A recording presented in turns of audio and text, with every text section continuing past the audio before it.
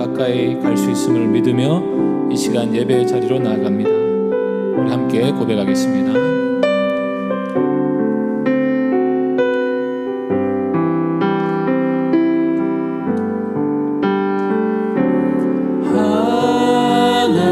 하나님께로 더 가까이 갑니다.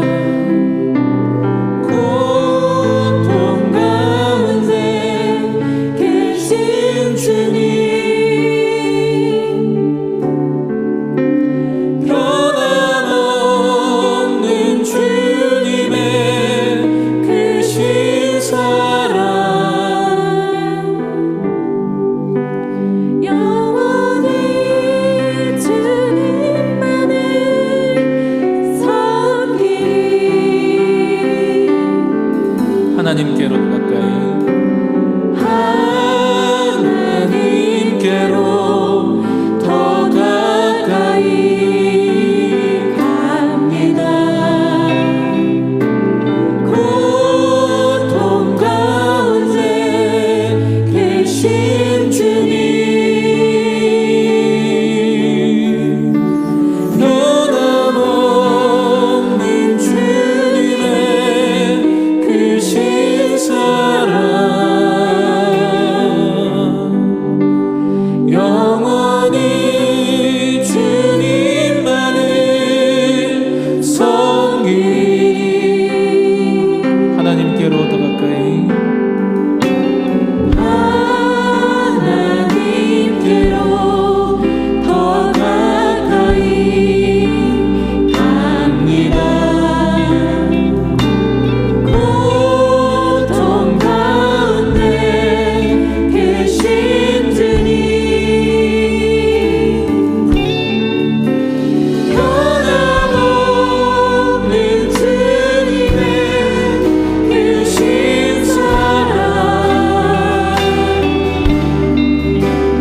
영원히 주님만을 섬기리. 변함없는 주님의 그 신사랑 영원히 주님만을 섬기리. 하나님은 본래 그 존재 전체가 완전한 행복 가운데 계신 분이십니다. 그런데 그분께서 무엇을 위해서 고통을 자초하셨습니까? 바로 우리를 향하신 크고 놀라우신 사랑 때문입니다. 우리가 그 사랑과 은혜를 함께 찬양하기를 원합니다.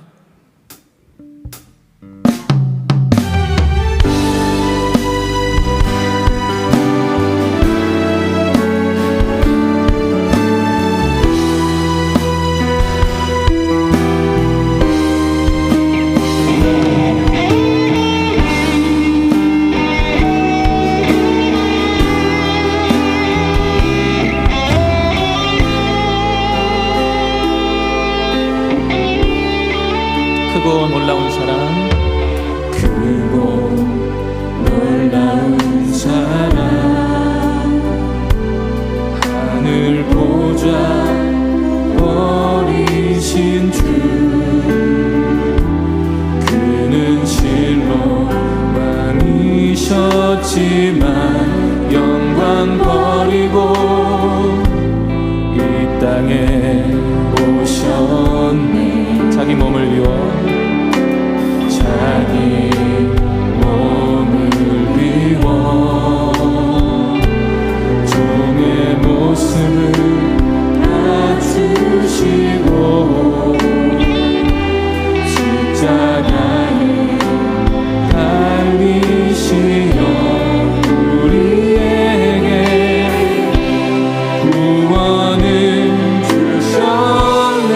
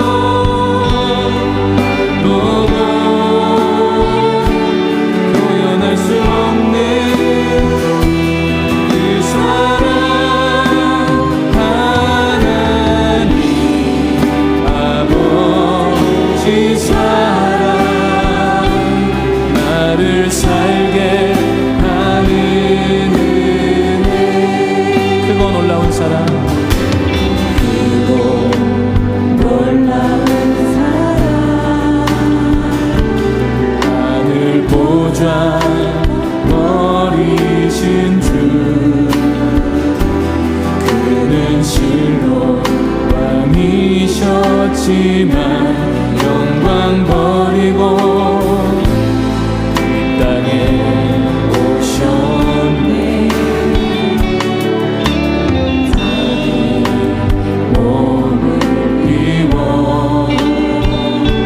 종의 모습을 갖추시고 십자가에 달리시어 우리에게 구원을 주셨네. 측량할 수 없는 사랑, 바다보다 더 깊고 하늘보다 더 넓은 그 사랑, 어떤 말로도 표현할 수 없는 그 사랑, 하나님 아버지 사랑, 나를 살게 하는.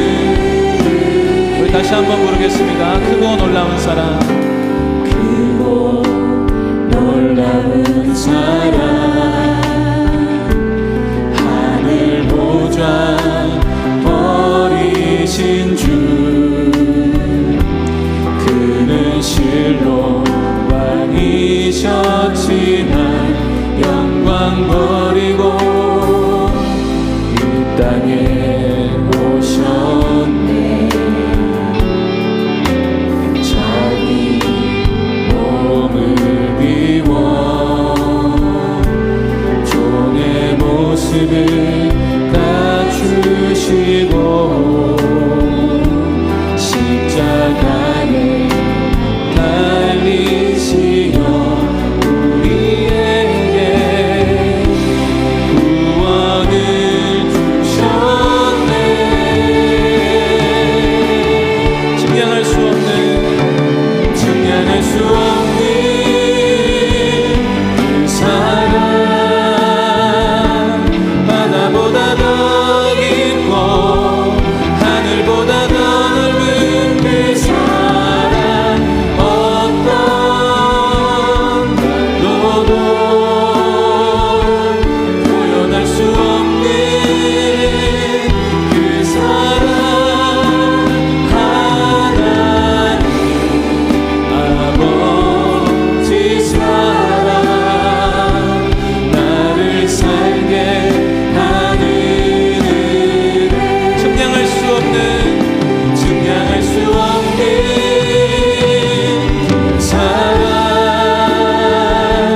바다보다 더 깊고 하늘보다 더 넓은 그 사랑, 어떤 말로도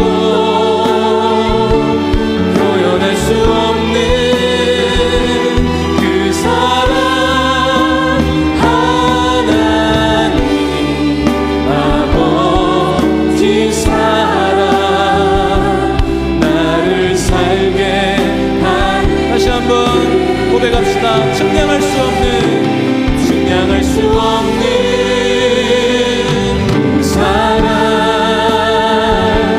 바다보다 더 깊고 하늘보다 더 넓은 그 사랑, 어떤 말로도 표현할 수 없는 그 사랑, 하나님 아버지 사랑, 나를 살게 하는 은혜. 어떤 말로도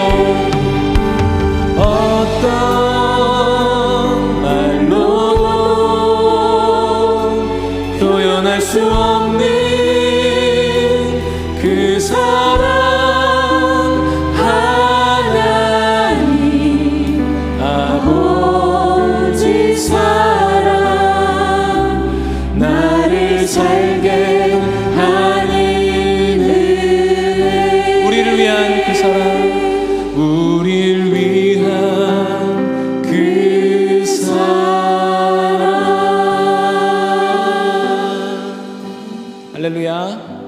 우리 하나님의 사랑을 우리 큰 박수로 찬양하겠습니다. 주님의 크신 사랑 찬양해 나의 힘과 능력이 되신 주 나의 모든 삶 변화되었네 크신 주의 사랑 찬양해. 우리 함께 힘차게 손뼉치며 찬양합시다. 나는 만족해 나의 모든 것 되신 주님 찬양해 영원한 생명 되신 예수님 목소리 높여 찬양해. 주님 한 분만으로 주님 한 분만으로 나는 만족해 나의 모든 것 되신 주님 찬양해 나의 영원한 생명 되신 예수님 목소리 높여 찬양해. 주님의 크신 사랑 주님의 크신 사랑 찬양해 나의 힘과 능력이 되신 주 나의 모든 삶 변화되었네 크신 주의 사랑 찬양해. 주님 한 분만으로 주님 한 분만으로 나는 만족해 나의 모든 것 되신 주님 찬양해 나의 영원한 생명 되신 예수님 목소리 높여 찬양해. 주님의 크신 사랑 주님의 크신 사랑 찬양해 나의 힘과 능력이 되신 주 나의 모든 삶 변화되었네 크신 주의 사랑 찬양해. 주님의 크신 사랑 주님의 크신 사랑 찬양해 나의 힘과 능력이 되신 주 나의 모든 삶 변화되었네 크신 주의 사랑. 다시 한번 주님의 크신 사랑 주님의 크신 사랑 찬양해 나의 힘과 능력이 되신 주 나의 모든 삶 변화되었네 크신 주의 사랑 찬양해. 주 예수 내 맘에 주 예수 내 맘에 들어와 계시는 변하여 새 사람 되고 내가 늘 바라던 참빛을 찾음도 주 예수 내 맘에 오신 주 예수 내 맘에 오신 주 예수 내 맘에 오신 내 맘에 기쁨이 넘치는 주 예수 내 맘에 오신 주 예수 내 맘에 들어와 계시는 망령된 행실을 끊고 어린 것보다 더 많던 내 죄가 눈보다 더 이어졌네 주 예수 내 맘에 오신 주 예수 내 맘에 오신 내 맘에 기쁨이 넘치는 주 예수 내 맘에 소망을 든든히 가지는 주 예수 내 맘에 오신 구름이 사라져버림도 주 예수 내 맘에 오신 주 예수 내 맘에 오신 주 예수 내 맘에 오신 내 맘에 기쁨이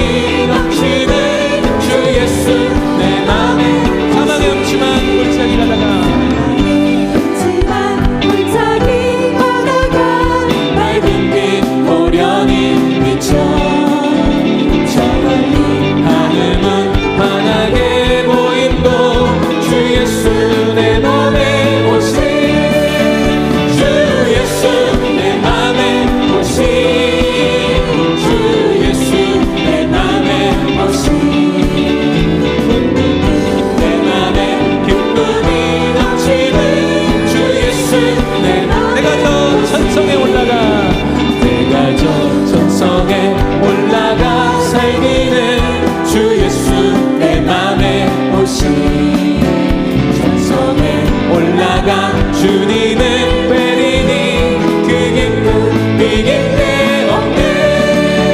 주 예수 내 맘에 오신 주 예수 내 맘에 오신 내 맘에 기쁨이 넘치는 주 예수.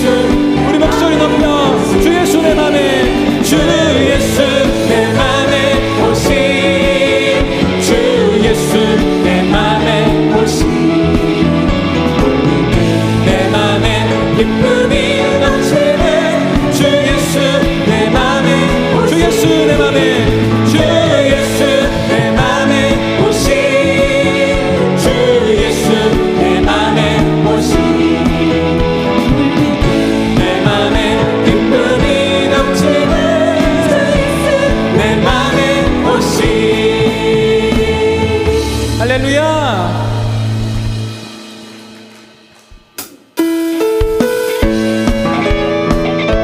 우리 살아계신 주님, 우리 함께 힘차게 손깍지며 찬양합시다.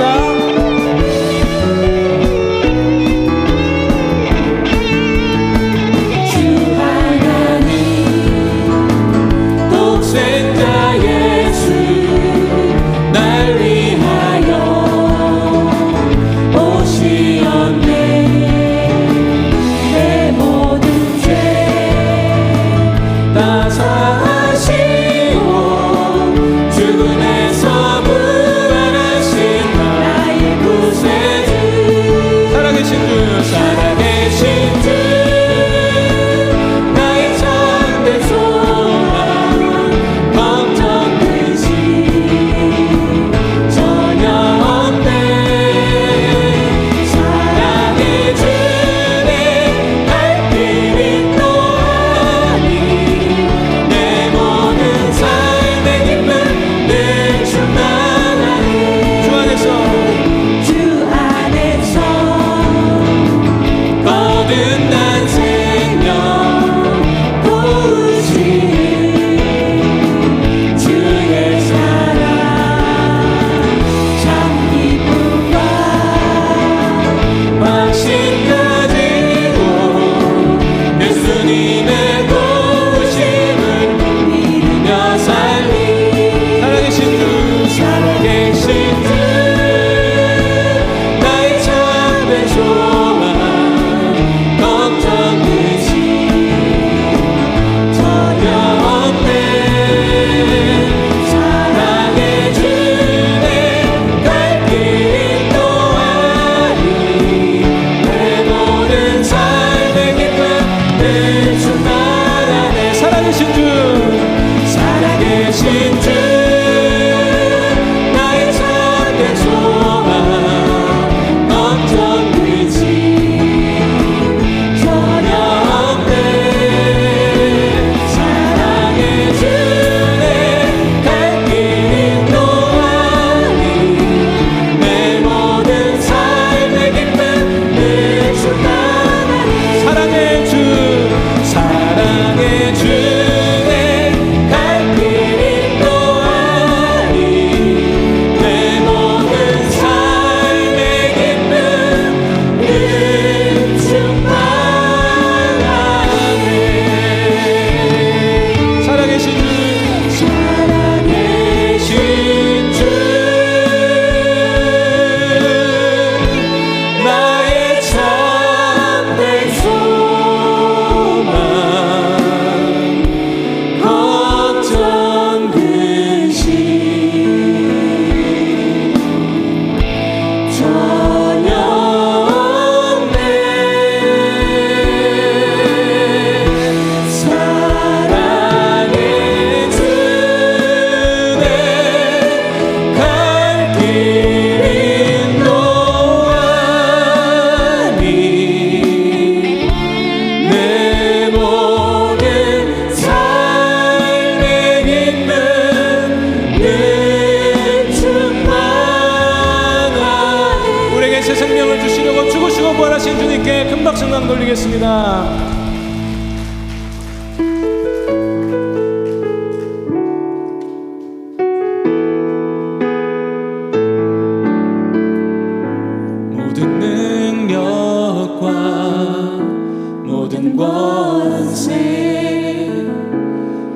것 위에 뛰어나신 주님, 세상이 증량할 수 없는 지혜로 모든 만물 창조하셨네. 모든 나라와 모든 보좌, 이 세상 모든 경이로움보다, 이 세상 모든 값진 보물보다 더욱 귀하신 나의 주님.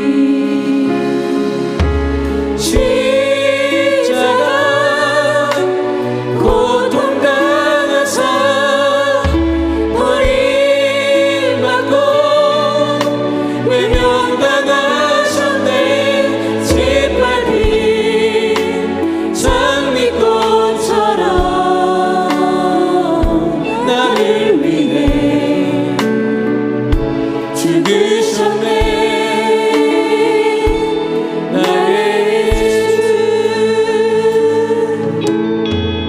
모든 능력과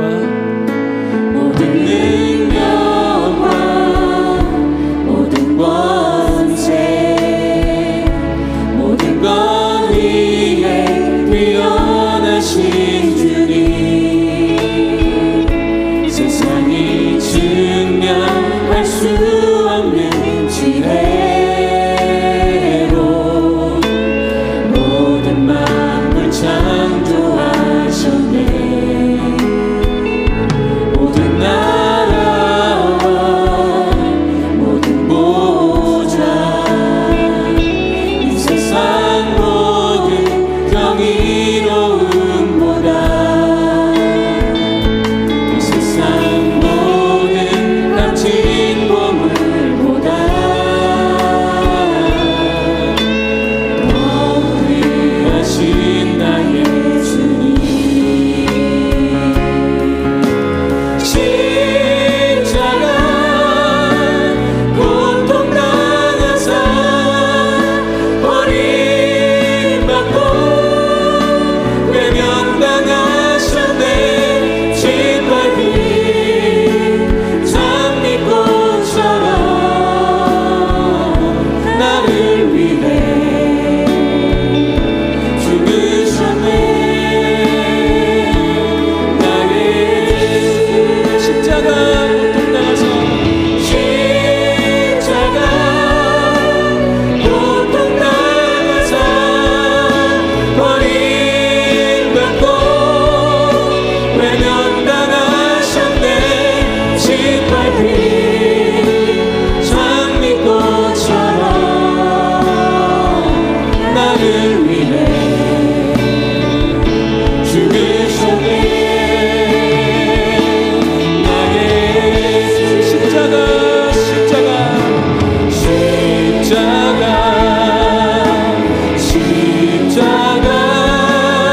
그 그늘 아래 내 소망이 있네. 십자가 그 그늘 아래 내 생명이 있네.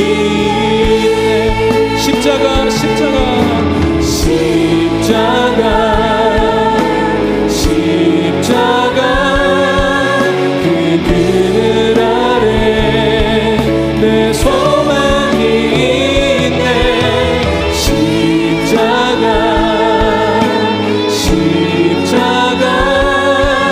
그 그늘 아래 내 생명. 우리 다시 한번 고백합시다. 십자가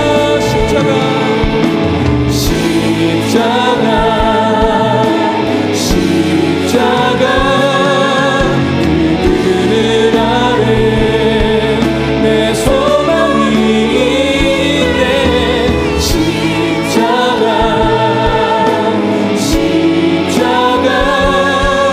그 그늘 아래 내 생명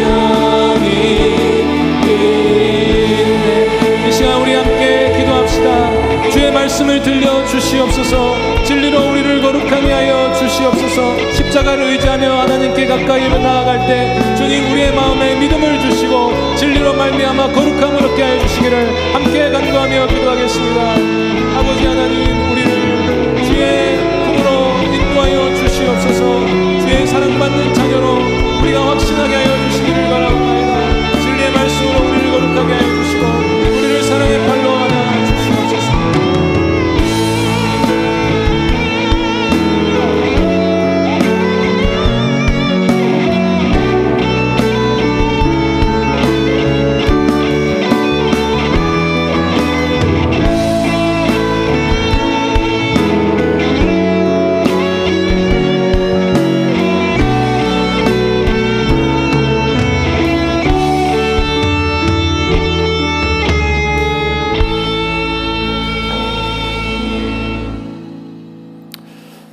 우리를 주의 보혈로 씻으시고 주의 백성으로서 이 땅을 살아가는 복을 누리게 하여 주신 것을 감사드립니다.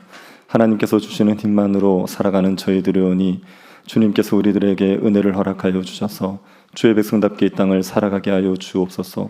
우리를 기다리고 있는 현실 속에 하나님은 저희들이 믿음으로 살아갈 수 있도록 이 시간 예배 가운데 하나님의 성령을 우리에게 충만히 부으셔서 우리의 믿음을 경고케 하여 주옵소서. 우리를 능히 보호하시고 이끌어 가실 하나님을 신뢰할 수 있는 믿음으로 세상을 이길 수 있도록 은혜 베풀어 주옵소서. 걸어가신 예수님 이름으로 기도드립니다. 아멘.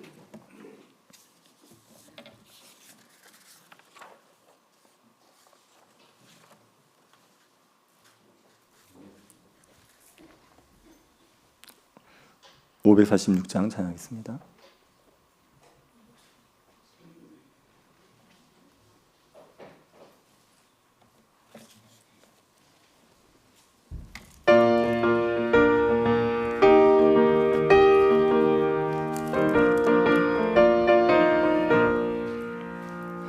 주님 약속하신 말씀 위에서 영원토록 주를 찬송하리라. 소리 높여 주께 영광 돌리며 약속 믿고 굳게 서리라. 굳게 서리 영원하신 말씀 위에 굳게 서리. 굳게 서리 그 말씀 위에 굳게 서리라. 주님 약속하신 말씀 위에서 세상 염려 내게 엄습할 때에 용감하게 힘써 싸워 이기며 약속 믿고 굳게 서리라. 굳게 서리 영원하신 말씀 위에 굳게 서리. 굳게 서리 그 말씀 위에 굳게 서리라. 주님 약속하신 말씀 위에서 영원하신 주의 사랑이 믿고 성령으로 힘써 싸워 이기며 약속 믿고 굳게 서리라. 굳게 서리 영원하신 말씀 위에 굳게 서리. 굳게 서리 그 말씀 위에 굳게 서리라. 주님 약속하신 말씀 위에서 성령 인도하는 대로 행하며 주님 품에 항상 안식 얻으며 약속 믿고 굳게 서리라.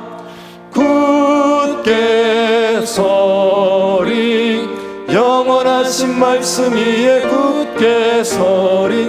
굳게 서리 그 말씀 위에 굳게 서리라.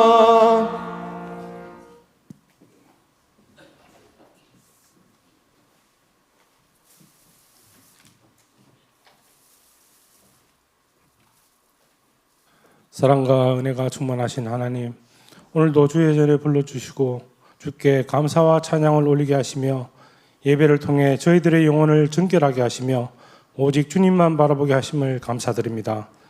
우리가 드리는 이 예배가 주의 영광이 드러나는 예배가 되게 하시고 우리에게 그리스도의 말씀이 풍성히 자리 잡을 수 있는 자리가 되게 은혜 내려 주시옵소서. 우리의 중심을 보시는 하나님 아버지, 여호와의 구원하심이 칼과 창에 있지 않으며 오직 주 여호와의 이름으로 구원받고 승리할 수 있음을 알게 하시고 말씀에 의지하여 우리가 하루하루를 주님 앞으로 나가게 하시기를 원하옵나이다.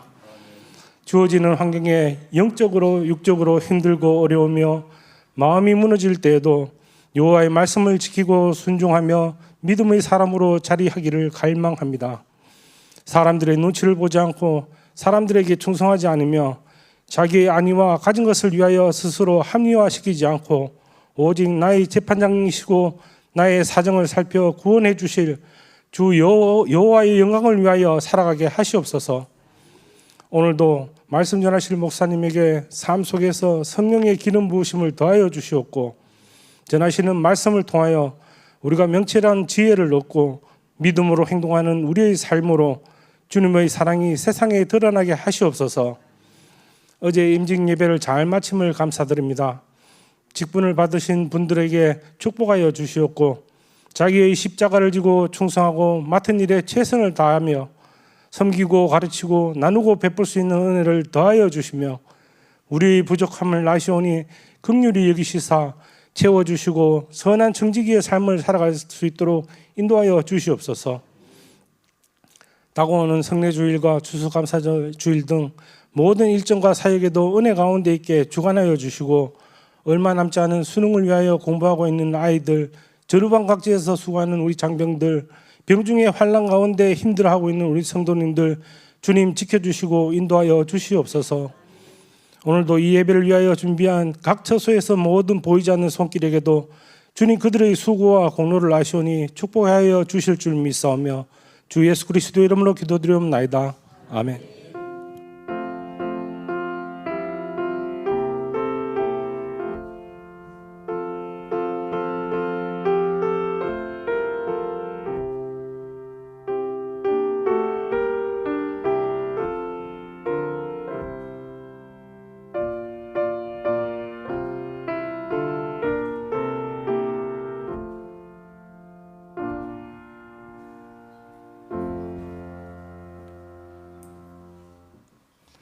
이성욱 집사님 특주가 있겠습니다.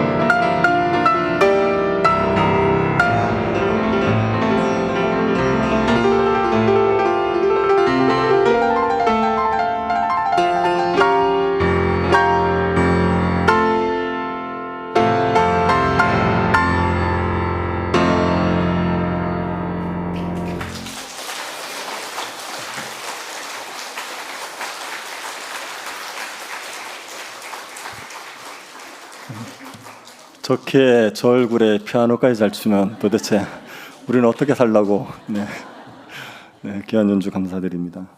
말씀을 보겠습니다. 사무엘상 24장 8절부터 15절.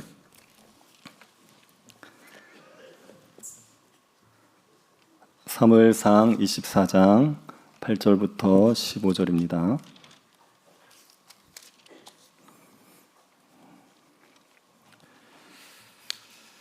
찾았으면 교독하도록 하겠습니다. 그 후에 다윗도 일어나 굴에서 나가 사울의 뒤에서 외쳐 이르되 내 주 왕이여 하매 사울이 돌아보는지라 다윗이 땅에 엎드려 절하고 다윗이 사울에게 이르되 보소서 다윗이 왕을 해하려 한다고 하는 사람들의 말을 왕은 어찌하여 들으시나이까. 오늘 여호와께서 굴에서 왕을 내 손에 넘기신 것을 왕이 하셨을 것이니이다. 어떤 사람이 나를 권하여 왕을 죽이라 하였으나 내가 왕을 아껴하라 하기를 나는 내 손을 들어 내 주를 해하지 아니하리니 그는 여호와의 기름 부음을 받은 자이기 때문이라 하였나이다. 내 아버지여 보소서 내 손에 있는 왕의 옷자락을 보소서. 내가 왕을 죽이지 아니하고 거독자락만 베었은즉 내 손에 악이나 죄가가 없는 줄을 오늘 아실지니라. 왕은 내 생명을 찾아 해하려 하시나 나는 왕에게 범죄한 일이 없나이다. 여호와께서는 나와 왕 사이를 판단하사 여호와께서 나를 위하여 왕에게 보복하시려니와 내 손으로는 왕을 해하지 않겠나이다. 이에 속담에 말하기를 악은 악인에게서 난다 하였으니 내 손이 왕을 해하지 아니하리이다. 이스라엘 왕이 누구를 따라 나왔으며 누구의 뒤를 쫓나이까 죽은 개나 벼룩을 쫓음이니이다. 그런즉 여호와께서 재판장이 되어 나와 왕 사이에 심판하사 나의 사정을 살펴 억울함을 풀어주시고 나를 왕의 손에서 건지시기를 원하나이다 하니라. 아멘. 황희정승을 아시지요? 황희정승은 조선의 왕들이 굉장히 사랑했던 신하였습니다. 황희는 고려의 우왕 때 처음에 관리가 됩니다. 음서 제도로 인하여서 어린 나이에 관리가 되었습니다. 그리고 이제 성균관에서 일을 하던 중에 고려가 망하고 조선이 세워진 거죠. 황희는 당연히 조선의 건국을 반대했었습니다. 근데 태조 이성계가 왕이 되고 나서 황희를 보니까 사람 됨됨이가 괜찮아서 관리로 등용을 했어요. 그래서 이제 태조 때 관리가 되고 그 이후에 정종 때도 관리가 되었습니다. 그리고 정종 2년에 이방원이 2차 왕자의 난을 일으키면서 이방원이 왕이 되지 않습니까? 그때도 황희가 반대를 했습니다. 이방원이 왕이 되면 되지 않는다고 얘기했어요. 근데 이방원이 왕이 되고 나서 이 황희를 또 관리로 등용합니다. 그리고 지신사를 삼았습니다. 지신사는 요즘으로 얘기하면 대통령 비서실장이에요. 그래서 왕과 같이 이제 나라의 국사를 운영하는 그 대통령 비서실장으로 삼고 굉장히 총애를 했습니다. 그 후에 육조판서에 임명해서 황희는 육조판서 전체를 다 겸해 직을 맡아 봤었습니다. 그렇게 총애를 했던 황희인데 이 태조 이방원이 세자인 양녕대군을 내치고 이제 그 충녕대군을 왕으로 세우려고 하거든요. 그래서 그때 황희가 반대를 합니다. 그것 때문에 귀양을 가서 4년 동안 귀양살이를 했습니다. 그런데 세종이 왕이 되고 나서 이 태조가 황희를 추천해서 또 관리로 등용을 하지요. 그때 강원도에 굉장히 기근이 심해서 강원도 관찰사로 보내서 기근의 문제를 해결하게 했습니다. 그걸 너무 잘 해결을 했죠. 그러고 나서 이제 세종대왕이 이 황희를 좌의정을 시켰다가 우의정을 시켰다가 영의정까지 시킵니다. 그래서 황희는 영의정으로 18년을 지냈던, 영의정으로 18년 지내면서 여러 번 사직을 하려고 사직서를 냈어요. 근데도 사직을 허락을 안 해주는 겁니다. 황희정승의 어머니가 돌아가셔서 모친상을 하게 되었습니다. 3년 상을 치르는 게 법인데 내려가서 상을 치르고 있는데 세종이 그냥 교주를 보내서 올라오라는 거예요. 3년 상 다 할 필요 없다. 그러지 말고 나라를 돌봐라. 그게 효도하는 거다. 그리고 불러 올리는 겁니다. 나이가 들어서 병을 핑계대고 사직서를 낼 때마다 발열시키는 겁니다. 그리고 너무 힘들면 자택근무해라. 나오지 않아도 되니까 집에서 근무해라. 그렇게 얘기할 정도로 황희를 총애했습니다. 그래서 황희는 87세 때 은퇴를 합니다. 황희가 은퇴하고 나서 1년 후에 세종이 죽거든요. 그러니까 세종이 왕으로 있는 내내 부려먹었던 신하가 황희인 겁니다. 그렇게 조선의 왕이 사랑했던 신하, 조선의 왕의 마음에 딱 맞았던 사람이 이 황희였죠. 황희처럼 하나님의 마음에 딱 맞는 사람을 얘기하면 그러면 다윗을 얘기할 수 있죠. 다윗은 하나님의 마음에 맞는 사람이었습니다. 사도행전 13장 22절에 다윗에 대해 이렇게 기록되어 있습니다. 다윗을 왕으로 세우시고 증언하여 이르시되 내가 이새의 아들 다윗을 만나니 내 마음에 맞는 사람이라 내 뜻을 다 이루리라 하시더라. 다윗은 하나님의 마음에 딱 맞는 사람입니다. 그래서 다윗을 통해서 하나님이 하나님의 뜻을 다 이루겠다고 얘기했죠. 하나님의 마음에 맞는 사람, 이 표현은 너무 영광스러운 평가 아닙니까? 우리가 하나님의 마음에 맞는 사람이라고 평가받을 수 있다면 이보다 좋은 게 어디 있겠습니까? 성경에 다윗만큼 하나님의 마음에 합당하다고 얘기하는 사람이 없지요. 다윗이 어떤 점 때문에 하나님의 마음에 맞는 사람이었습니까? 우리가 다윗의 생애를 한번 살펴보면서 다윗의 어떤 점이 하나님의 마음에 맞았는지를 한번 생각해 보겠습니다. 다윗의 생애는 크게 세 부분으로 나누어집니다. 왕으로 기름 부음을 받고 왕이 되기까지의 과정, 그리고 왕이 되어서 나라를 잘 다스리는 그 전성기 때, 그리고 밧세바 사건 이후에 그 고난의 시기, 그렇게 세 부분으로 나눌 수가 있습니다. 오늘은 왕으로 기름 부음을 받고 왕이 되기까지의 과정의 일부분을 한번 보도록 하겠습니다. 하나님께서 사울을 버리셨어요. 그리고 사울 대신에 다른 왕을 택하셨습니다. 사무엘에게 이새의 아들 중에 왕이 있다. 그래서 가서 베들레헴에 가서 이새의 아들 가운데 왕을 세우라고 얘기합니다. 그렇게 얘기하니까 사무엘이 난색을 표하지요.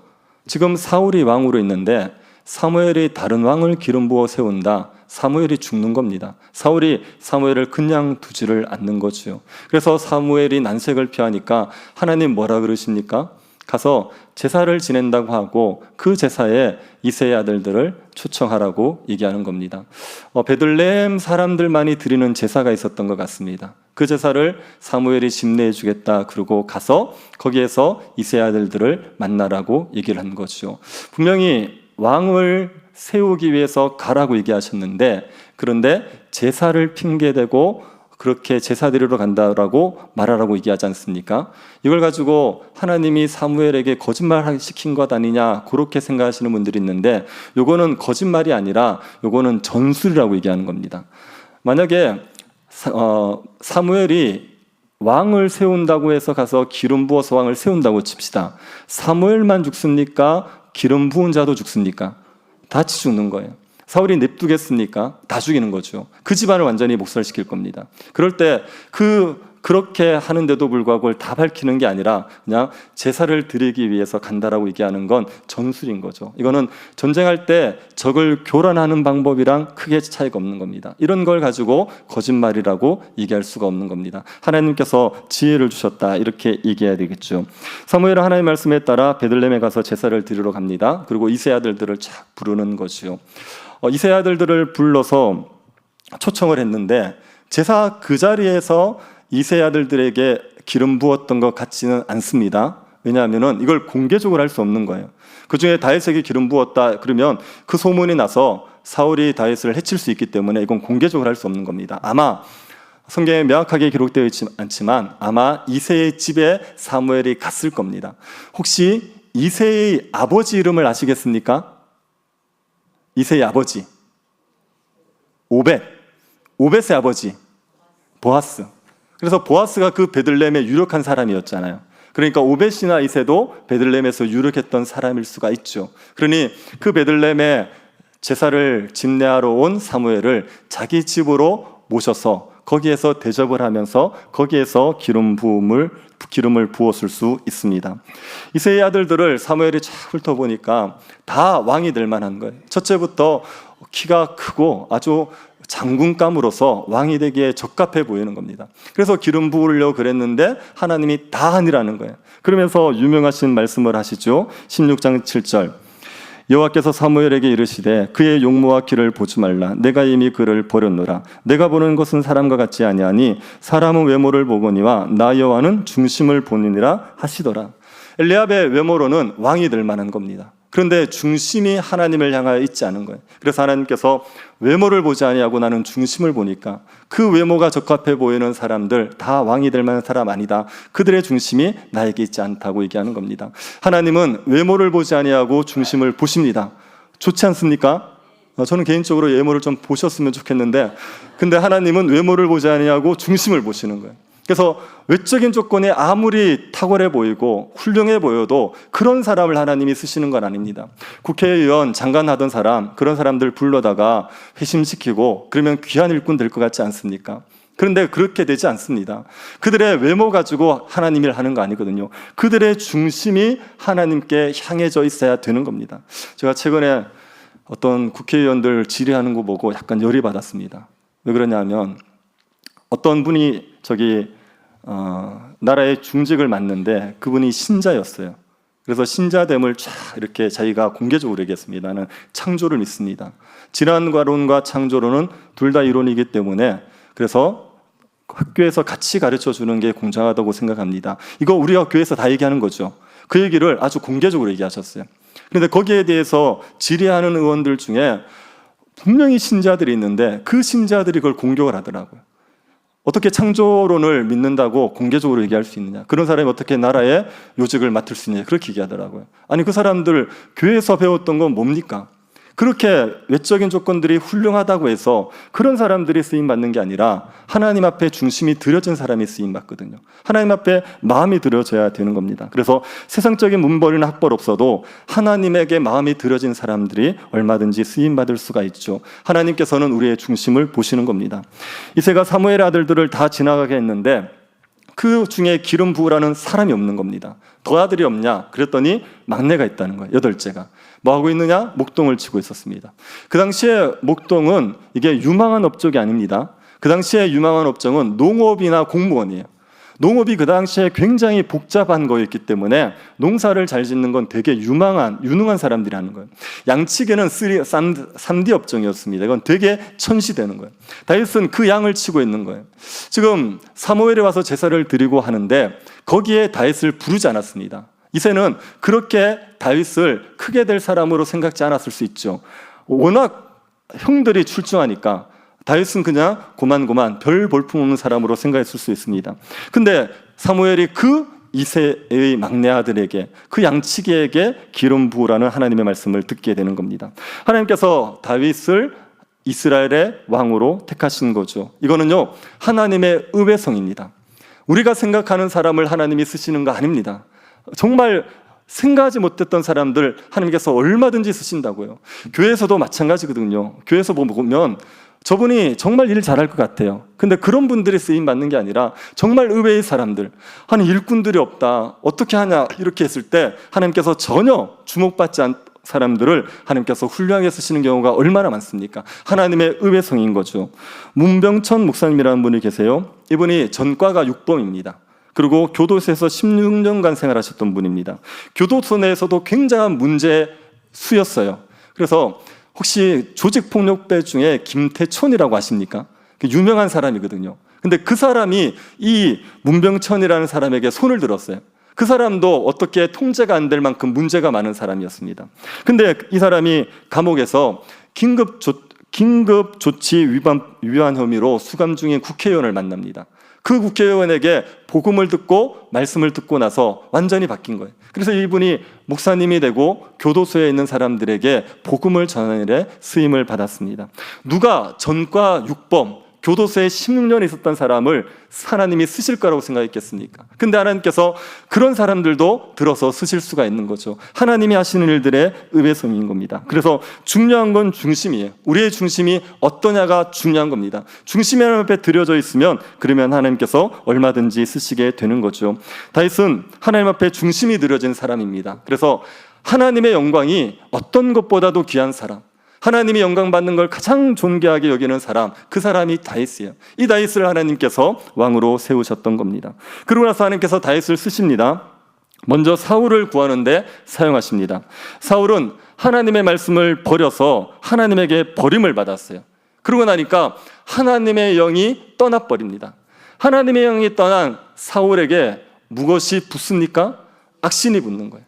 악신이 붙어서 끊임없이 사울을 번뇌하게 만드는 겁니다. 이 악령을 하나님이 부리시는 악령, 이렇게 얘기해요. 하나님께서 사탄을 부려서 사람을 괴롭게 하시는 일을 하십니까? 아닙니다. 하나님은 사탄을 이용해서 사람을 괴롭게 하는 일을 하지 않으세요? 하나님은 악을 조장하시거나 악을 행하도록 부추기는 일을 절대로 하지 않습니다. 그런데 이 악령을 하나님이 부리시는 악령이라고 말하는 이유는 하나님께서 이 악령의 활동을 허용하셨기 때문에 그래요. 악령이 사울을 괴롭히고 싶다고 마음대로 괴롭힐 수 있느냐? 그렇지 않습니다. 하나님의 허용이 있어야 돼요. 하나님께서 허용해 줘야지 사울을 괴롭힐 수 있는 거예요. 근데 하나님께서 허용해 주셨기 때문에 하나님이 부리셨다고 표현하는 거지, 하나님께서 사탄을 쓰시는 게 아닌 겁니다. 여러분은 악령의 존재를 믿으십니까? 네, 악령의 존재를 믿으십시오. 하나님이 계신 것처럼 악령이 있어요. 그래서 우리를 끊임없이 번뇌하게 하고 우리를 괴롭게 하는 사탄의 괴롭힘이 있습니다. 요한계시록에 보면 그 무저갱에서 황충 같은 게 나옵니다. 메뚜기같이 생긴 게 나와요. 그런데 꼬리는 정갈이죠. 그리고 이 황충같이 생긴 게 사람들을 괴롭히는 겁니다. 죽게 하진 않지만 죽을 만큼 괴롭히는 거예요. 그런 악령의 존재들이 있습니다. 그래서 우리가 하나님의 영이 함께 하시고 우리에게 은혜가 있어야지 이런 악령의 괴롭힘을 받지 않는 거지, 하나님의 영이 떠나고 나면 악령에 의해서 우리가 시달림을 받고 번뇌하게 되는 거죠. 저는 제일 두려운 게 뭐냐면 하나님의 임재가 사라지는 거예요. 하나님의 임재를 못 느끼면요, 그때부터 저는 말라 죽습니다. 교회는 얼마나 일이 많은지 몰라요. 그래서 끊임없이 일이 있는데 하나님의 은혜가 있으니까 버티는 거죠. 하나님의 은혜가 없으면요, 얼마나 이 스트레스가 감당이 안 되는지요. 그래서 은혜가 사라지는 게 제일 두렵습니다. 여러분, 하나님의 임재를 잃어버리지 마셔야 됩니다. 하나님이 여러분을 지키셔야지 이 악령으로 인한 고통에서 우리가 시달리지 않을 수가 있어요. 사울이 하나님의 말씀을 버리고 하나님의 신이 떠나고 나니까 이 악령에게 괴롭힘을 받는 거예요. 그 사울을 누가 도와주냐 하면 다윗이 도와주는 겁니다. 다윗이 악령을 수금을 타서 쫓아내주는 일을 하죠. 그래서 다윗이 왕으로 기름 부음을 받고 나서 사울을 도와주는 일을 했습니다. 그리고 이스라엘 백성들을 구원하는 일을 하지요. 블레셋 장수 골리앗이 쳐들어왔을 때 이스라엘 백성들을 구하지 않습니까? 이 다윗이 하나님의 영의 기름을 부음을 받고 나서 용기와 그 다음에 무용과 구변이 탁월했어요. 용기, 굉장히 용맹했고, 무용은 싸움을 잘했다는 얘기입니다. 그리고 구변, 말을 굉장히 잘했습니다. 다윗이 얼마나 말을 잘했는지를 보면 알 수 있는 것은 블레셋과의 전쟁에서 다윗이 대표로 나가죠. 그러니까 사울이 다윗을 보내지 않습니까? 이거는 말이 안 되는 겁니다. 그 블레셋과의 싸움은 이스라엘의 운명이 걸린 거래요. 근데 다윗은 군사도 아니죠. 듣도 보도 못한 사람이에요.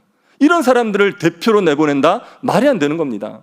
우리는 지금 미국 대선에 집중하고 있지 않습니까? 트럼프가 될 것 같죠? 집에 TV는 있으시죠? 네. 트럼프가 될 것 같죠? 네. 트럼프가 되면 우리는 또 골치 아픕니다. 또 방위비 분담금을 높이겠다 그래서 벌써부터 얘기해놨어요. 그래서 이제 트럼프가 대통령이 되었는데 방위비 분담금을 높인다고 칩시다. 우리나라 대표로 가서 협상을 해야 돼요. 그런데 이천동에 있는 박종걸 목사를 보내요. 말이 됩니까? 이건 듣보잡 아닙니까? 듣도 보도 못한 사람, 이런 사람들을 보낸다는 건 말이 안 된단 말이에요. 다윗이 나갔다는 건 말이 안 되는 거예요. 근데 다윗을 보낸 거는요, 다윗이 사울을 설득했거든요. 정말 말로서 설득한 겁니다. 뭐라고 얘기했습니까? 하나님이 나를 맹수의 손에서, 사자의 손에서, 곰의 손에서 건져냈으니까 이 할례 받지 않은 블레셋 사람의 손에서도 건져내겠습니다, 낼 겁니다, 이렇게 얘기한 거예요. 그리고 이게요, 히브리에서 쓰는 요 논리법이 뭐라 그러냐면 칼바호메르 수사법이라 그래요. 한번 따라해 보십시오. 칼바호메르. 이게 무슨 말이냐면 A라는 방식이 옳다면 B라는 것도 옳다, 이런 거예요. 그래서 하나님이 나를 사자와 곰에서 건져내셨다면 할례 받지 못한 이 블레셋 사람의 손에서 건져낼 겁니다. A가 옳았단 말이에요. 하나님이 사자와 곰에서 나를 건져냈단 말입니다. 그렇기 때문에 블레셋 사람의 손에도 건져낼 거라고 얘기하는 게 칼바오메라는 수사법입니다. 이 방법을 써서 사울의 마음을 바꾼 거예요. 그래서 다윗이 골리앗과 싸우러 나가지요. 하나님의 영이 임함으로 말미암아 다윗에게 용기와 무용과 구변이 있었던 거죠. 그런데 다윗에게 하나님의 영이 임함으로 말미암아 뚜렷하게 있었던 건 뭐냐면 의분입니다. 다윗이 골리앗과 싸우러 나간 이유가 뭡니까? 골리앗을 물리치면 사울이 상을 준다 그랬습니다. 많은 재물을 주고 사위를 삼아주고 세금을 면제해 준다, 그렇게 약속했어요. 그 상 때문에 다윗이 골리앗과 싸우러 나갑니까? 아닙니다. 하나님의 군대가 모욕을 당하는 걸 못 견디겠는 거예요. 할례받지 않은 골리앗이 키만 큰 놈이 나와가지고 이스라엘 백성들을 모욕하는 거예요. 하나님의 군대를 모욕하는 거예요. 이건 하나님을 모욕하는 겁니다. 이걸 참을 수가 없는 겁니다. 그래서 너무 분해가지고 다시 싸우러 나간 거예요. 이게 하나님의 영이 임함으로 말미암아 의분이 일어나는 겁니다. 여러분, 성령에 충만하면요, 의분이 있어요. 하나님의 이름이 모욕당하는 것, 하나님의 이름이 조롱당하는 걸 못 견디는 겁니다. 분노하는 겁니다. 그래서 가만히 있어야 되는데 참지 못해서 나가게 되는 거죠. 다윗이 그 하나님에 대한 의분으로 나가서 하나님의 이름 가지고 싸우는 거예요. 골리앗은 키가 3m 정도 되지 않습니까? 그리고 골리앗이 머리부터 발끝까지 완전 무장을 한 사람입니다. 그 철갑으로. 골리앗이 무장하고 있는 갑옷의 무게가 한 57kg 정도 돼요. 여자 한 명을 이렇게 메고 있는 거예요. 물론 더 무거운 여자들 있습니다. 그런데 보통 여자들 한 명을 메고 있는 거예요. 그러고 나서 무기를 들고 있지 않습니까? 창, 칼, 단창, 그리고 방패까지 완전 무장을 하고 있는 거예요. 그 완전 무장을 하고 있는 골리앗에게 싸우러 나가면서 다윗은 뭘 들고 왔습니까? 물맷돌이 무기입니까? 아니요, 다윗의 무기는 물맷돌이 아닙니다. 다윗의 무기는 하나님의 이름이죠. 다윗이 이렇게 외쳤습니다. 다윗이 블레셋 사람에게 이르되 너는 칼과 창과 단창으로 내게 나오거니와 나는 만군의 여호와 이름 곧 내가 모욕하는 이스라엘 군대의 하나님의 이름으로 내게 나아가노라. 감동 있지 않습니까? 하나님의 이름으로 나가는 거예요. 그 하나님의 이름으로 나가서 그 이름 가지고 싸운 겁니다. 그리고 골리앗을 물리치고 이스라엘 백성들을 그 위기에서 건져냈죠. 여러분, 왕은 누구죠? 지금 현직의 왕은 누굽니까? 사울입니다. 사울이 그런데 다윗의 도움을 받고 있는 거예요. 골리앗과 싸움에서 누가 나가는 게 맞습니까? 키 큰 사울이 나가는 게 맞아요. 갑옷도 있고 창도 있고 칼도 있는. 그런데 사울은 아무것도 못하고 있고 다윗이 가서 그 이스라엘을 구원해내는 거죠. 여러분, 이게 직분을 가지고 있다고서 일하는 거 아니에요. 그 사람이 왕이라고 일하는 거 아니고 그 사람이 장로 집사군사라고 해서 일하는 것도 아닙니다. 직분을 가지고 일하는 게 아니라 하나님의 영이 있느냐로 일하는 거예요. 하나님의 영이 있으면 아무 직분 없어도 사람들에게 아무것도 받지 못했어도 그래도 얼마든지 주의를 하는 거죠. 근데 하나님의 영이 있으면 직분을 가지고 모든 걸 다 가지고 있어도 아무것도 못하는 겁니다. 다윗이 하나님의 영을 받음으로 말미암아 이스라엘을 구원하는, 왕도 하지 못하는 일을 다윗이 하게 된 겁니다. 이 다윗이 이스라엘을 구하고 나니까요, 다윗을 굉장히 좋아하는 사람이 생겼습니다. 누굽니까? 요나단이죠. 요나단이 다윗을 보고 너무 좋아했어요. 그래서 요나단이 자기의 갑옷도 주고 칼도 주고 활도 주고, 이거 뭐 정말 다 줄 것처럼 요나단은 다윗을 위해서 자기의 왕자의 자리, 왕위를 주는 것도 아까지 않을 정도로 그렇게 다윗을 사랑했습니다. 요나단이 다윗을 왜 사랑했겠습니까? 이게요, 같은 유예요. 요나단과 다윗은 같은 유입니다. 요나단이 믿음의 사람입니다. 요나단이 블레셋 사람들과 싸울 때 뭐라고 하고 나갔습니까? 여호와의 구원은 사람의 많고 적음에 달리지 않았다. 그리고 나간 거 아닙니까? 하나님 딱 믿고 나갔단 말이에요. 다윗도 골리앗과 싸울 때 하나님 믿고 그냥 물맷돌 5개 딱 들고 나간 거 아닙니까? 둘 다 믿음의 사람이에요. 둘 다 하나님을 신뢰하는 사람이에요. 그래서 보고 나서 첫눈에 반한 거예요. 첫눈에 반해서 서로를 목숨처럼 아끼고 사랑하는 관계가 된 겁니다. 여러분, 신실한 사람들은 신실한 사람들을 알아봐요. 그리고 신실한 사람들은요, 신실한 사람들이 좋습니다. 많이 만나서가 아니라 그냥 처음 만나도 좋아하는 거예요. 하나님을 신실하게 섬기면요, 그러면 신실하게 섬기는 사람들이 우리의 동력자가 되고 그 사람들이 우리와 함께하는 친구가 되어주는 거예요. 그래서 그렇게 사랑해주는 사람이 생겨나는 겁니다. 근데 사랑하는 사람만 생긴 게 아니라 시기하는 사람도 생겼죠. 누가요? 사울이 시기한 거예요. 사울이 다윗을 시기하게 된 결정적인 노래가 있습니다. 사울이 죽인 자는 천천히요, 다윗을 죽인 자는 만만이다. 그 노래 때문에 그래요. 근데 이 노래는 이스라엘 여인들이 다윗을 높이려고 부른 노래가 아니라고 얘기합니다. 이 히브리 문학을 연구하는 학자가 그렇게 얘기하더라고요. 이 노래는 히브리 문학에 맞춰져서 만들어진 노래라는 거예요. 히브리 문학에서는 앞에서 숫자를 언급하면 뒤에 숫자는 높게 언급하는 게 일반적이라는 거예요. 앞에서 100을 언급했다. 그러면 뒤에서는 1000을 언급하는 거예요. 그래서 먼저 다윗이 죽인 자는 천이라고 했잖아요. 그래서 이제 뒤에 죄송합니다. 자, 끄떡끄떡 하신 분 뭡니까? 안 듣고 있다는. 사울이 죽인 자는 천이요. 그렇게 얘기했잖아요. 그러니까 그 다음에 다윗이 죽인 자는 얘기하려고 그러면 100 이렇게 하면 문학적으로 안 맞는 거예요. 그러니까 만만을 한 거지, 문학에 맞춰서 한 거지, 이게 실제로 다윗을 높이려고 했던 게 아니라는 거예요. 그리고 그 이스라엘 여자들이 그렇게 지혜가 없습니까? 현직에 왕이 있는데 그 사람을 대고 옆에 다윗을 높여요? 여러분이 담임 목사와 부목사가 있는데 대놓고 부목사를 높이십니까? 그러는데 그럴 것 같은데요. 지혜가 없는 거잖아요. 여자들이 그렇게 지혜가 없겠습니까? 그래서 이제 다윗을 높이려 한 게 아니라 그냥 문학에 맞춰서 부른 노래인데 사울에게 걸려버린 거예요. 사울의 마음에 이미 다윗에 대한 시기가 있었던 겁니다. 그런데 그 노래가 완전히 기폭제가 돼버린 거죠. 그래서 그 노래를 듣는 순간 시기심에 사로잡혀서 사울이 제일 두려워하는 게 뭐냐 하면 백성들이 자기를 버리고 다윗을 왕으로 삼는 게 제일 두려운 거예요. 그게 두려워가지고 그때부터 다윗을 죽일 계획을 하는 겁니다.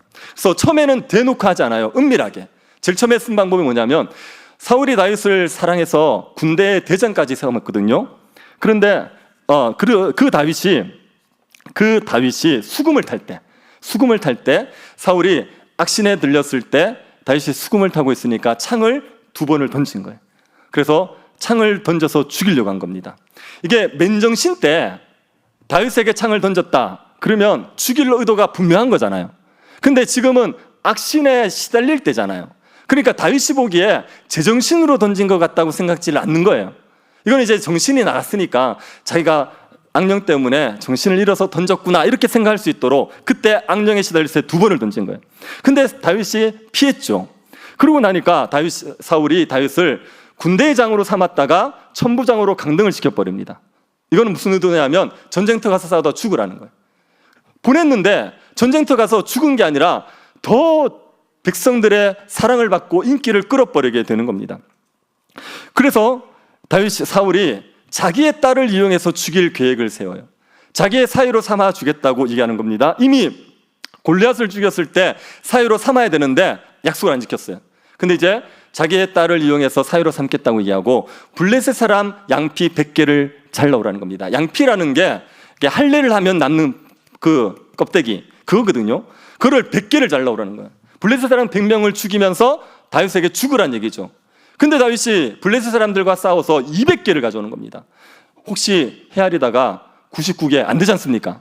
그래서 넉넉하게 200개. 그래서 죽으라고 보냈는데 오히려 더 큰 공을 세워서 자기의 사위로 삼아야 되는 상황이 되어버렸습니다. 그러고 나서 사울이 노골적으로 다윗을 죽이려고 하는 겁니다. 요나단과 신하들에게 다윗을 죽이라는 명령을 직접 내려요. 그랬더니 요나단이 깜짝 놀라죠. 다윗이 무슨 잘못을 했느냐? 다윗이 얼마나 이스라엘을 위해서 큰일을 했느냐? 그 사울을 설득해서 사울이 다윗을 죽이지 않겠다는 맹세를 받아냅니다. 그런데 또 악령이 괴롭힐 때 창을 던져서 죽이려는 짓을 또 한 번 해요. 그래서 다윗이 피했죠. 그리고 다윗이 사울을 피해서 집으로 들어갑니다. 집으로 들어갔더니 사울이 군사를 보내서 아침까지 기다려다가 다윗을 잡아오라는 거예요. 그래서 기다렸는데 안 나와요. 왜요? 미갈이 다윗을 탈출시켜버렸어요. 침대에다 인형을 눕혀놓고 창으로 탈출시켜버렸습니다. 군사들이 기다려도 안 나오니까 그냥 갔죠. 그랬더니 사울이 가서 그냥 침상채 들고 오라 그러는 거예요. 그래서 가보니까 이미 도망가고 없는 겁니다. 그때 다윗이 사무엘에 있는 라마 라단으로 도망을 칩니다. 그러더니 사울이 부하를 보내서 잡아오려고 해요. 첫 번째 부하들을 보냈더니 그 선지자의 무리를 보는 순간에 하나님의 영이 쫙 임함으로 예언을 하는 거예요. 그래서 다윗을 죽일 살기를 가지고 갔는데 성령의 감화를 받아서 그 살기가 사라졌어요. 그래서 그냥 돌아와 버립니다. 사울이 두 번째 군사를 보내요. 그 군사들도 똑같은 일이 벌어집니다. 세 번째 군사를 보내요. 똑같은 일이 벌어집니다. 급기야 사울이 직접 갔어요. 다윗을 죽이겠다고. 갔는데 그 선지자 무리를 보는 순간 사울에게도 하나님의 영이 임해버리는 거예요. 그래서 사울이 예언을 합니다. 황홀경 때문에 옷을 벗어 던지고 그리고 다윗을 죽이러 갔다가 그냥 돌아오게 되는 거예요. 제가 이 본문 보면서 기도하는 것 중에 하나가 있습니다. 뭐냐면 우리 교회가 라마나요처럼 되었으면 좋겠다. 살기를 가지러 온 사람들이 있어요. 마음에 칼과 창을 잔뜩 가지고 살기를 갖고 왔던 사람이라도 예배를 드리고 나서 하나님의 영의 감동을 받아서 그 살기가 사라지는 은혜가 있는 교회가 되기를 기도하고 있습니다. 여러분에게도 이런 은혜가 있게 되기를 바랍니다. 지금 몇몇 분은 칼을 갈고 있는 것 같아서 약간 두려운데, 칼을 들고 왔더라도 사라지는 그런 은혜가 있는 거죠. 이것 때문에 다윗이 무사하게 그 라마나에서 도망을 치게 됩니다. 사울이요, 다윗에 대한 시기심에 사로잡혀가지고 이렇게 죽이려고 얼마나 노력했는지 몰라요. 그 사울을 피해서 다윗은 계속 도망을 쳐야 되는 거예요. 그때 다윗이 얼마나 원통했겠습니까? 얼마나 분하고 얼마나 화가 억울했겠습니까? 근데요, 다윗이요, 이 원통함을 자기의 손으로 풀질 않아 버려요. 다윗이 원통함을 풀려면 어떻게 하면 됩니까? 사울을 죽이면 되죠. 근데 다윗이 사울을 죽일 기회가 있는데 안 죽이는 겁니다. 첫 번째는 어디죠? 무슨 동굴? 또 헷갈리네요. 엔게디 동굴에서 사울이 볼일을 보러 갔는데 그때 이제 그 안에 다윗과 600명의 사람들이 숨어 있었거든요. 그리고 이제 사울이 볼일을 보고 있으니까 그 부하들이 다윗에게 하나님이 원수 갚는 날을 주셨다고, 죽이라고. 근데 다윗이 와서 죽이지 않죠. 겉옷자락만 싹 빼고 그 다음에 사울이 나가고 나서 자기가 사울을 죽일 수 있었는데 안 죽였다는 걸 밝힌단 말이에요. 그때 사울이 다윗에게 얘기합니다. 네가 앞으로 왕 될 거 알아. 그러니까 왕이 되면 우리 집안 잘 봐줘, 맹세해줘, 이렇게 얘기해요. 그래서 다시는 쫓아오지 않을 것처럼 얘기했거든요. 근데 또 쫓아온 거 아닙니까? 이번에는 하길라산, 누군가 하길라산에 다윗이 있다고 얘기하니까 하길라산에 잡으러 사울이 온 거예요. 그때 다윗이 또 내려갑니다. 또 내려가서 그 사울의 천막에 가서 거기에서 사울의 창과 물병을 가져오죠. 그때 옆에 아비새라는 사울의 다윗의 부하가 있었습니다. 그 아비새가 뭐라 그러냐면 그냥 나에게 말만 하라고. 그럼 내가 창으로 찔러주겠다고. 당신이 죽이지 말고 나에게 명령만 하라고. 근데 다윗이 단호하게 안 된다 그럽니다. 안 된다고 살려주라는 거예요. 그러고 나서 사울에게 자기가 죽일 수 있었는데 살려줬다는 걸 한 번 더 확인시켜줘요. 2번이나 죽일 기회가 있었는데 안 죽였단 말입니다. 다윗이 안 죽인 이유가 무엇입니까? 다윗의 말을 보십시오. 24장 10절부터 12절 우리 같이 한번 교독해 보겠습니다. 오늘 여호와께서 굴에서 왕을 내 손에 넘기신 것을 왕이 아셨을 것이니이다. 어떤 사람이 나를 권하여 왕을 죽이라 하였으나 내가 왕을 아껴 말하기를 나는 내 손을 들어 내 주를 해하지 아니하리니 그는 여호와의 기름 부음을 받은 자이기 때문이라 하였나이다. 내 아버지여 보소서, 내 손에 있는 왕의 옷자락을 보소서. 내가 왕을 죽이지 아니하고 겉옷자락만 베었은즉 내 손에 악이나 죄과가 없는 줄을 오늘 아실지니이다. 왕은 내 생명을 찾아 하야려 하시나 나는 왕에게 범죄한 일이 없나이다. 같이 보겠습니다. 여호와께서는 나와 왕 사이를 판단하사 여호와께서 나를 위하여 왕에게 보복하시려니와 내 손으로 왕을 해하지 않겠나이다. 왜 안 죽였습니까? 하나님이 기름 부은 자를 죽이는 걸 금했다는 이유 때문에 그래요. 이 한 가지 이유 때문에 다윗이 사울을 죽이지 않았습니다. 여러분, 이게 말이 됩니까? 사울이요, 왕 같은 왕이 아닙니다. 사울이 노베에 있는 제사장 85명을 죽였어요. 자기 사위를 죽이겠다고 난리를 치는 왕입니다. 사울은 폭군 중에 폭군인 거예요. 그런 왕인데도 하나님이 기름 부었다는 이유 때문에 안 죽이겠다는 거예요. 못 죽인다는 겁니다. 그래서 2번이나 사울을 살려줬어요. 여러분은 그때 다윗이 사울을 죽여야 된다는 게 다윗 개인의 다윗과 함께한 모든 사람들의 소원이었습니다. 그래서 어떤 사람들이 왕을 죽이라고 말한다고 다윗이 얘기하지 않습니까? 다윗을 따르는 600명들은 다 왕을 죽여야 된다고 얘기하는 거예요. 이스라엘의 다른 백성들도 다윗이 사울을 죽이고 다윗이 왕이 되었으면 좋겠다는 생각을 했을 겁니다. 아마 여론조사하면 90몇 % 나왔을 거예요. 그렇게 다들 사울을 죽여야 된다고 생각하는 사항이란 말입니다. 그런데도 다윗이 안 죽이는 거예요. 이유는 딱 한 가지, 하나님이 기름 부은 자를 죽일 수 없다는 겁니다. 여러분은 이 다윗이 훌륭하게 보이십니까? 답답해 보이십니까? 훌륭하십니까? 훌륭합니까? 현실에서 다윗을 만나도 훌륭하다는 생각이 드실 것 같습니까? 여러분이 어떤 약속 장소를 가야 돼요? 그런데 이제 차를 타고 가는데 운전하는 사람이 규정 속도를 정확하게 지켜요. 나는 빨리 가야 되는데. 자, 답답합니까? 훌륭합니까? 속 터지죠.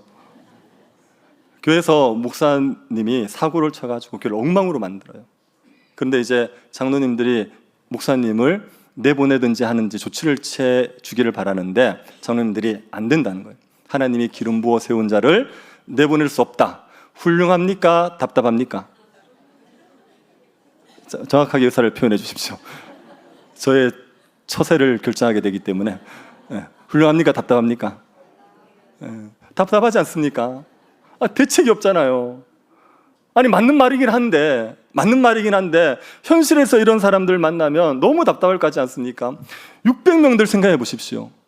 다윗 쫓아다니면서 지금 같이 떠돌이 거지 생활하고 있는 거예요. 다윗이 사울을 죽여버리면 이 생활 끝나는 거예요. 집으로 돌아가서 편하게 사는 거예요. 그런데 안 죽이면 어떻게 됩니까? 사울의 손에 다 죽을 수 있어요. 사울이 다윗을 죽이면 다윗만 죽이겠습니까? 600명 다 죽이겠습니까? 다 죽이죠. 놔두겠습니까? 사울을 안 죽이면 자기들이 다 죽을 수 있단 말이에요. 그런데 다윗은 안 된대요. 안 된대요. 여호와께서 기름 부은 자를 죽이면 안 된다는 거예요. 그리고 안 죽이고 버팁니다. 대책이 있습니까? 이렇게 물으면 다윗은 대책이 있다 그래요? 없다 그래요? 아니요, 대책이 있어요. 다윗의 대책이 뭔지 아십니까? 이렇게 얘기하잖아요. 12절 보세요. 다시 12절. 여호와께서는 나와 왕 사이를 판단하사 여호와께서 나를 위하여 왕에게 보복하시려니와. 이게 다윗의 대책이에요. 자기가 사울을 죽이지 않으면 하나님께서 정리하실 거다. 하나님께서 보복하실 거다. 이게 대책인 거예요. 그래서 하나님의 말씀대로 사는데 그 뒷일에 대해서 하나님께 다 맡겨버리고, 그건 내 상관이 아니고 하나님이 하실 거라고 다 맡기고, 그러고 나서 자신은 그냥 말씀만 지키는 거예요. 이게 지금 다윗이 하나님의 마음에 합한 거예요. 다윗이 진짜 하나님을 믿은 거 아닙니까? 하나님께서 정말 살아계셔서 하나님께서 우리를 통치하시고 다스린다는 걸 믿은 거라고요. 그래서 이 원통함을 하나님이 풀어주실 거라고 믿고, 그리고 자기는 그 하나님의 말씀을 거역하는 죄를 짓지 않겠다고 얘기한 겁니다. 이게 다윗이 하나님의 마음에 합한 것이요. 오늘날 사람들이 하나님 믿는다고 얘기하지만 진짜 안 믿습니다. 저도 그렇고 여러분도 그렇고 정말 하나님 안 믿습니다. 주일날 직장을 그만두면 망할 것 같은 거예요. 주일 지키면 망할 것 같은 거예요. 그래가지고 주일을 지키라는 말씀을 못 지키는 겁니다. 하나님의 말씀대로 직장에서 살아라. 그러면 이제 망할 것 같은 거예요. 그래서 하나님의 말씀대로 살지를 못하는 거예요. 하나님을 믿는다 얘기하는데 안 믿는 겁니다. 하나님을 믿으면 말씀대로 살지요. 근데 하나님을 안 믿는 거죠. 하나님께서 살아계신다고, 하나님께서 우리를 보호하실 거라고 믿질 않는 거예요. 말씀대로 살면 손해가 보고 말씀대로 살면 해를 입을 수 있겠지요. 그런데 하나님께서 결국은 우리의 삶을 책임지실 거면 그러면 우리가 말씀대로 살아갈 수 있는 것 아닙니까? 그 믿음이 없으니까 하나님의 말씀대로 살지를 못하는 겁니다. 그런데 다윗은 하나님의 말씀을 믿고 그냥 자기의 삶을 거기에 걸어버렸어요. 내가 어떻게 되는 문제는 다 하나님께 맡기고 그저 말씀에 순종했던 겁니다. 이게 하나님의 마음에 합했던 겁니다. 여러분, 하나님의 말씀을 믿고 말씀을 지키시기를 바랍니다. 하나님 살아 계십니다. 하나님 살아 계십니다. 말씀대로 살아서 망하지 않습니다. 다윗이 말씀대로 살아서 망했습니까? 다윗이 사울을 안 죽여서 망했습니까? 아니요. 사울을 죽이지 않았지만 하나님께서 보복하셔서 다윗이 이스라엘의 왕이 되지 않았습니까? 말씀대로 살아서 망하지 않는다는 걸 가장 뚜렷하게 보여주신 분이 예수 그리스도예요. 예수 그리스도께서 말씀대로 순종하셨지 않습니까? 십자가에서 죽으셨단 말입니다. 죽기까지 순종하신 예수님이 망하셨습니까? 무덤에서 썩으셨습니까? 아니요, 다시 부활하시고 그분께서 만왕의 왕이 되셨고 그리고 교회의 머리가 되셨지 않습니까? 말씀대로 살아서 망한 게 아니라 말씀을 버려서 망하는 거죠. 사울이 얼마나 비참하게 죽었는지를 보십시오. 그 악령에 시달리다가 전쟁이 벌어지니까 하나님께 물어도 답이 없어요. 그래서 신접한 여자의 도움을 받아가지고 그 절망적인 말을 듣고 전쟁에 나가서 패하고 그리고 스스로 자살해서 죽은 게 사울 아닙니까? 하나님의 말씀을 버리면 망하는 거지 하나님의 말씀을 붙들어서 망하지를 않는 겁니다. 그러니 여러분, 하나님의 말씀을 믿고 하나님을 믿고 말씀에 순종하고 살아가십시오. 그게 하나님의 마음에 합한 자로 살아가는 겁니다. 다윗처럼 자기를 죽이려는 학대하는 그런 사람들을 만날 수가 있습니다. 다윗처럼. 여러분이 그럴 때 나를 학대하는 사람을 만났을 때 그 사람을 선대하는 게 하나님의 말씀입니까? 학대하는 사람에게 복수하는 게 하나님의 말씀입니까? 네. 분명하죠. 나에게 학대하는 자에게도 보복하지 않는 거예요. 욕을 욕으로 갚지 않고 악을 악으로 갚지 않는 게 하나님의 뜻입니다. 여러분이 여러분을 싫어하고 이유 없이 싫어하는 사람들을 만날 수 있어요. 이유 없이 여러분을 좋아하는 사람도 만나지만 이유 없이 싫어하는 사람도 만납니다. 피아노 잘 친다고 싫대요. 그런 사람이 만날 수 있어요. 그럴 때 이유 없이 나를 싫어한다고 할 때도 그 사람에게 보복하지 아니하고 그 사람을 선대하는 게 말씀에 순종하는 거예요. 뒷일은요 하나님께 다 맡기는 거예요. 하나님께서 다 하실 거야. 그렇게 할 수 있으면 여러분이 하나님 말씀에 순종하면서 살아가는 사람이 되는 겁니다. 이런 사람 될 수 있도록 일상에서부터 작은 것부터 자꾸만 말씀에 순종하고 하나님의 은혜를 누리셔야 됩니다. 하루아침에 다윗처럼 사울을 살리는 그런 경지로 이룰 수 없습니다. 제일 처음에 작은 것부터요, 곰과 사자와 싸우면서 그 하나님의 구원을 경험하는 거, 골리앗과 싸우면서 그 구원을 경험하는 거, 이런 것들이 누적돼야 돼요. 그것들이 누적돼야지 정말 우리의 생명이 달려있는 문제 속에서도 말씀에 순종하면서 살아갈 수 있게 되는 겁니다. 그래서 여러분의 일상에서 작은 거라도 하나님의 말씀에 자꾸 순종하셔서 말씀에 순종했더니 하나님의 은혜가 있더라, 말씀에 순종했더니 하나님 나를 돕더라, 이런 것들을 자꾸 경험하셔서 그 구원의 하나님을 신뢰하고 하나님의 말씀을 끝까지 지켜 살아가는 하나님의 마음에 합한 주의 종들 될 수 있기를 간절히 바랍니다.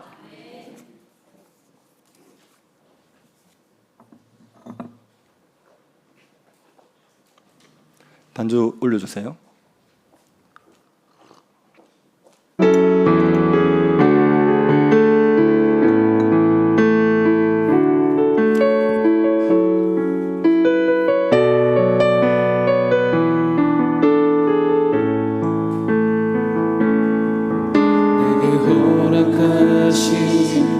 시련을 통해 나의 믿음 더욱 강하게 자라나고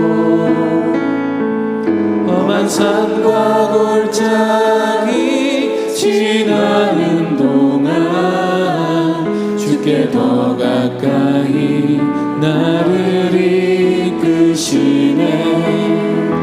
내가 겪는 시련이 어렵고 힘겨워도 내 주님보다 크지 않네.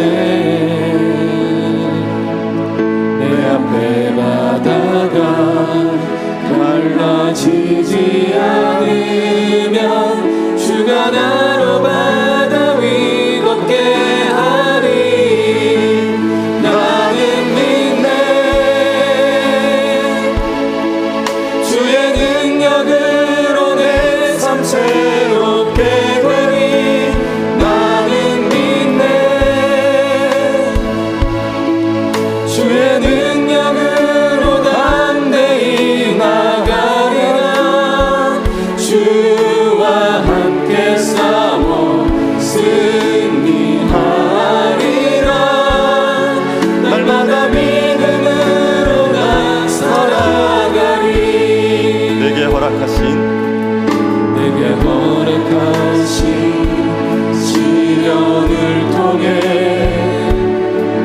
나의 믿음 더욱 강하게 자라나고 험한 산과 골짜기 지나는 동안 주께 더 가까이 나를 이끄시네. 내가 겪는 시련이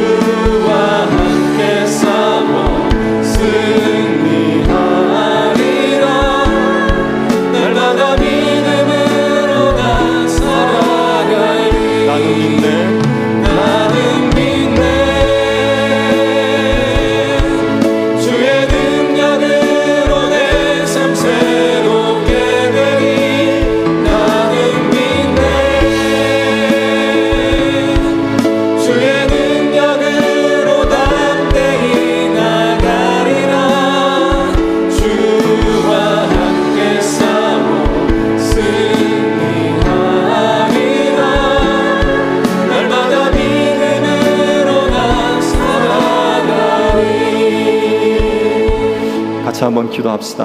우리에게 믿음 주시기를 구합시다. 하나님께서 우리를 돌보시고 계셔서 그 하나님께서 우리를 생명사기 안에 보호하십니다. 우리를 해하려는 사람들은 물매를 던지듯이 내던져 버리지만 하나님께서 우리는 생명사기 안에 품으셔서 우리를 반드시 지켜가십니다. 하나님의 말씀 믿고 살아갈 수 있게 해달라고, 하나님 말씀 믿고 하나님의 능력 믿고 말씀에 순종하는 삶을 살아갈 수 있게 해달라고, 말씀대로 살면 망할 것 같다고 말하는 사탄의 유혹에 넘어가지 말게 하여 주시고, 말씀대로 살면 하나님이 보호하신다는 하나님의 말씀 믿고 말씀에 순종하고 살아갈 수 있게 해달라고 같이 한번 기도하도록 하겠습니다. 자비하신 하나님, 우리에게 은혜를 내리고 주시옵소서. 하나님, 우리가 하나님의 말씀을 믿게 하여 주시기를 원합니다. 하나님 아버지께서 우리 가운데 하시는 일들, 아버지 하나님께서 행하시는 일들을 보며 우리가 하나님의 말씀을 믿고 말씀에 순종하는 하나님 아버지 마음의 합한 자들이 되게 하여 주시옵소서. 아버지 하나님, 하나님의 말씀대로 살면 망할 것 같은 유혹들이 들고 염려들이 들 때마다 하나님께서 우리를 능히 구원하실 것을 믿는 믿음을 우리에게 허락하여 주셔서 우리가 세상을 따르지 아니하고 하나님의 말씀을 따를 수 있는 백성들이 되게 하여 주시옵소서. 하나님, 우리 교회가 말씀에 순종하는 교회 되게 하여 주시옵소서. 말씀에 순종하면 망할 것 같을 때에도 하나님 말씀이 분명하면 말씀에 따라갈 수 있는 교회 될 수 있도록 우리에게 은혜 허락하여 주시옵소서. 아버지 하나님의 은혜로 우리가 믿음으로 말미암아 말씀에 순종하여 하나님의 마음에 합한 자들 되게 도와주시옵소서.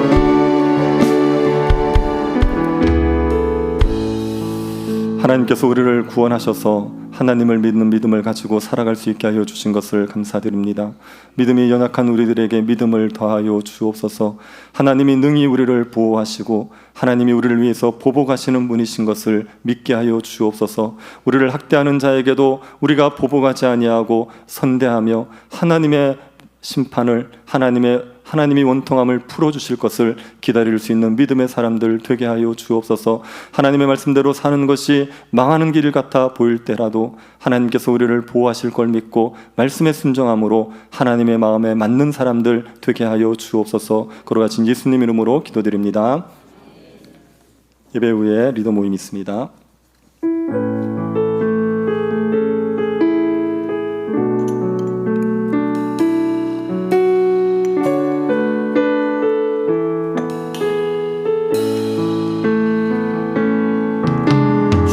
주의 얼굴을 구하며 예배하는 세대 일어나 주 위에 살며 주 위에 죽으니 이것이 우리의 부르심. 자기 위에 주 따르지 않고 죽기 위해 주를 따르며 내가 가진 것 모두 주를 위해 드리리. 주님의 일 행하시옵소서. 다시 한번 은을 주소서. 주의 나라가 이 땅에 다시 세워지는 그 영광을 우리 보게 하소서. 주 예수의 영광을 다시 한번 은을 주소서. 주의 나라가 이 땅에 다시 세워지는 그 영광을 우리 보게 하소서. 주 예수의 영광을. 지금은 우리 주 예수 그리스도의 은혜와 하나님의 사랑과 성령의 교통 유로하심이 사랑하는 주의 백성들 머리 위에 지금으로부터 영원토록 함께 있을지어다. 아멘.